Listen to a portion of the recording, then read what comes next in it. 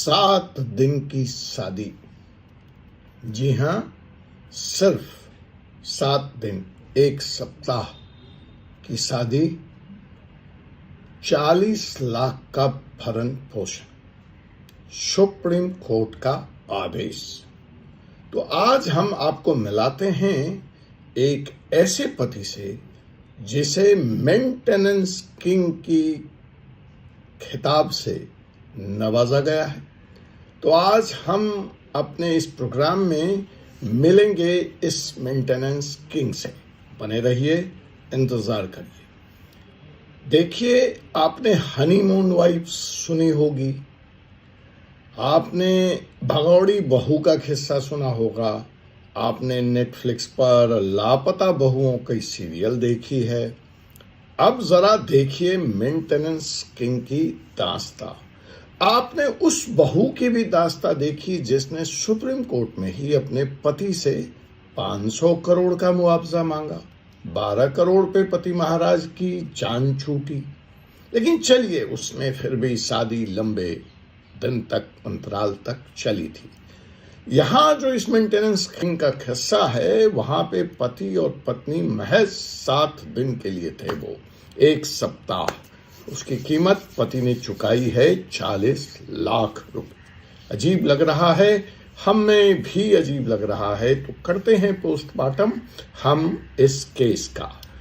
अतुल सुभाष की कहानी आपको पता है। बेंगलोर के ट्रैक पर बेंगलोर पुलिस के सिपाही जो ऐसे ही मेंटेनेंस केस में ट्रेन के आगे कटकर अपनी जान दे दी, उसका किस्सा भी आपको पता है। ये तो रिपोर्टेड केस हैं, अनरिपोर्टेड केस अनगिनत हैं। कईयों से मैं भी 2-4 हो रहा हूं फिलहाल, और कईयों से हो चुका हूं। तो सिर्फ 7 दिन की शादी और 40 लाख का भरण पोषण। जी हां, मैं हूं advocate doctor Ajay Kumar Pandey, advocate Supreme Court of India. तो लेकर चलता हूं इस मेंटेनेंस किंग की तरफ आपको। अब सवाल जो मेंटेनेंस किंग से मुझे पूछना है, और साथ ही आप सभी से पूछना है, कि क्या यह नाइंसाफी है? क्या यह कानून का सही इस्तेमाल है? सुप्रीम कोर्ट के इस फैसले ने एक बार फिर मेंटेनेंस के लॉ पर पूरे देश भर में चर्चा छेड़ी।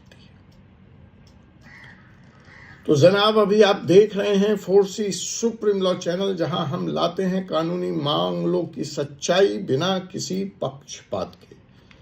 तो आइए जानते हैं इस चौंकाने वाले केस की कहानी।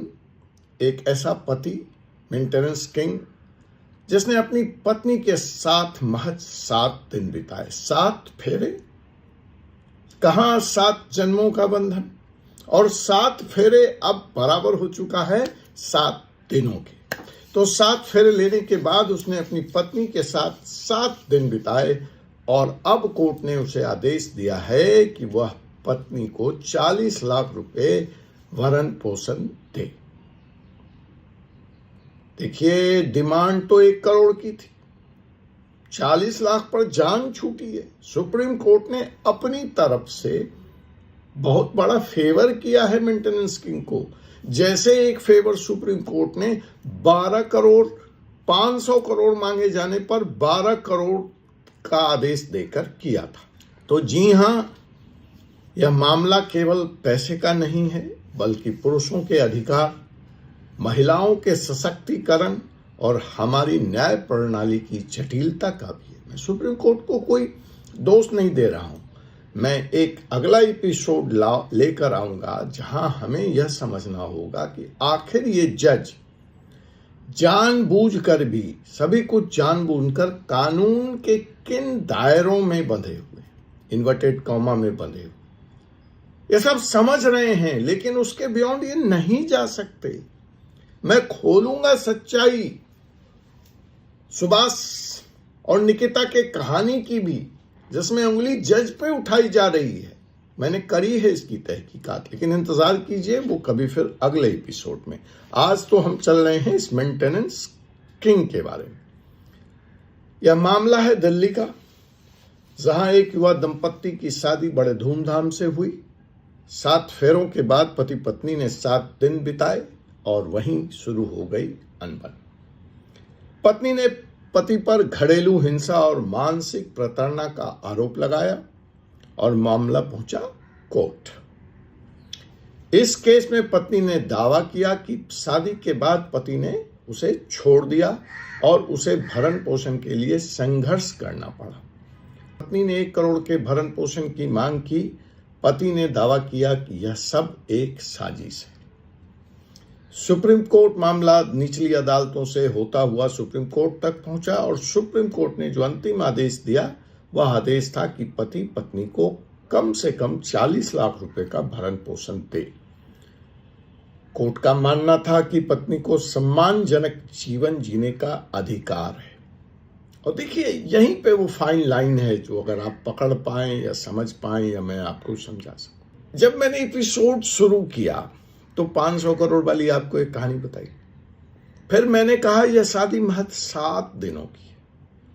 तो यहां पे यही समझना है कि सुप्रीम कोर्ट देखने में अजीब लग रहा है, लेकिन मेंटेनेंस का जो कानून है वो अवधि पर नहीं बेस्ड है कि कौन कितने दिनों तक शादीशुदा जिंदगी में रहा है।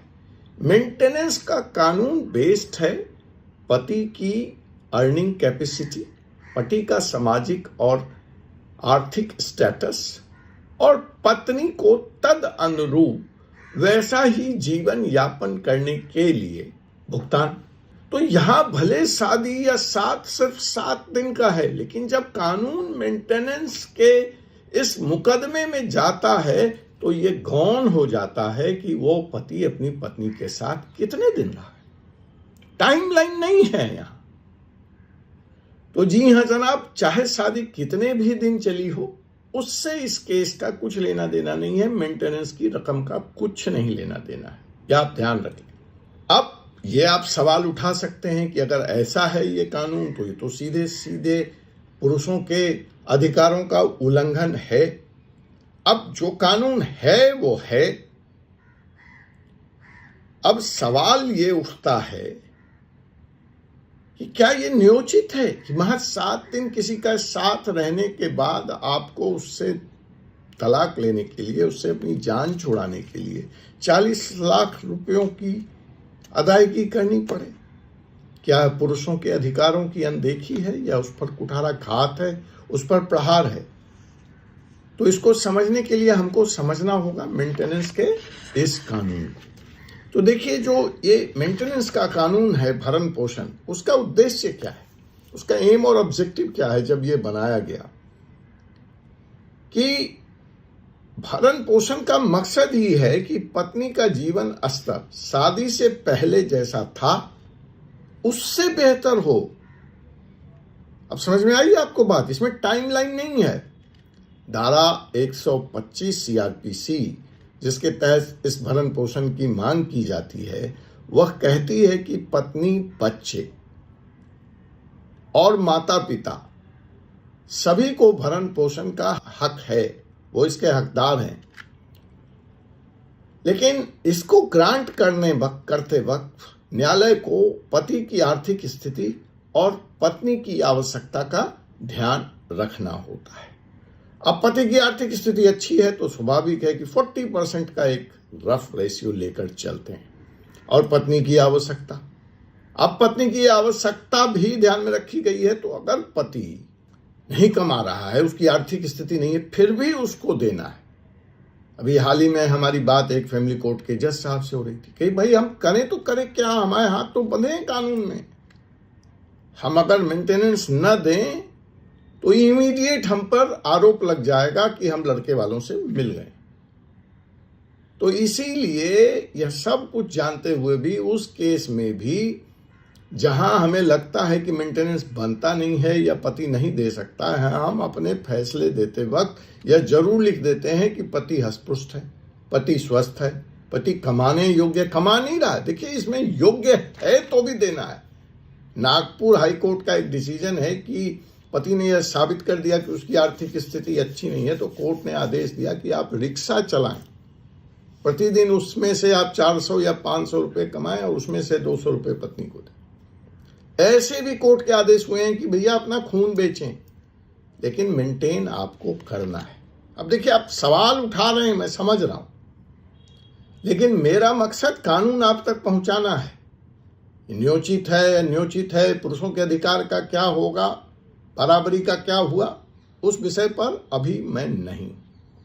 अब सवाल उठता है कि क्या 7 दिन की शादी पर्याप्त है, जिसके आधार पर आप 40 लाख रुपए का मेंटेनेंस मांग रहे हैं। मैं पुनः बता दूं, कानूनी दृष्टिकोण से शादी की अवधि का भरण पोषण की अमाउंट पर कोई प्रभाव नहीं पड़ता है।